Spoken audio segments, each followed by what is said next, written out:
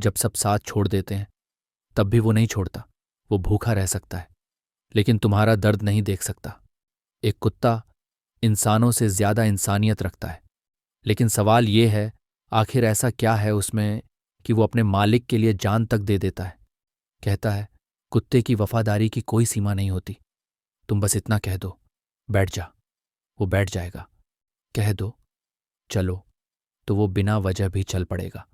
पर अगर तुम रोओगे तो वो कुछ कहे बिना तुम्हारे पास आ जाएगा, अपना सिर तुम्हारी गोद में रख देगा। वो नहीं पूछता कि तुम अमीर हो या गरीब, दुखी हो या गुस्से में। वो तुम्हारी खुशी में मुस्कुराता है और तुम्हारे गम में चुपचाप टूट जाता है। क्यों?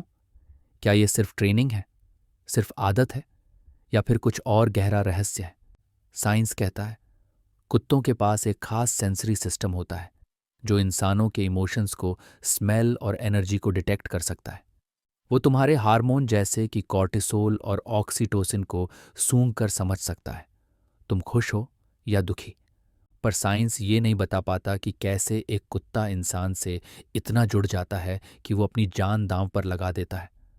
स्पिरिचुअलिटी कहती है कुत्ते तुम्हारे कर्मिक प्रोटेक्टर्स होते हैं। कुछ आत्माएं इस धरती पर सिर्फ इसलिए आती हैं ताकि वो तुम्हारे जीवन में तुम्हारा बोझ थोड़ा हल्का कर सकें। कुत्ता उन्हीं आत्माओं में से एक होता है। वो तुम्हारी पास्ट लाइफ सोलमेट भी हो सकता है।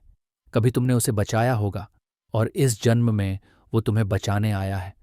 ज्योतिष कहता है कुत्ता केतु ग्रह का प्रतिनिधि होता है।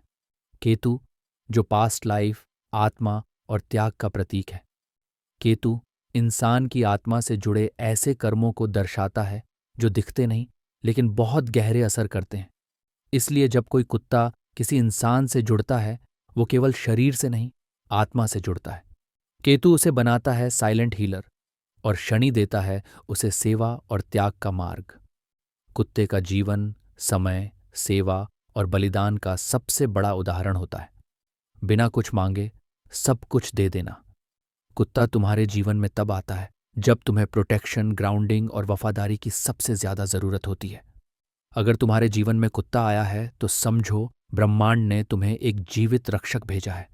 एक आत्मा जो सिर्फ तुम्हारे लिए काम करेगी, तुम्हें सिर्फ प्यार देगी और कभी शिकायत नहीं करेगी। जब भी तुम उसकी आंखों में देखो तुम्हें वहां डर नहीं, भरोसा मिलेगा। वहां लालच नहीं, प्रेम मिलेगा। और वहां कोई मैं नहीं, सिर्फ तुम मिलेगा।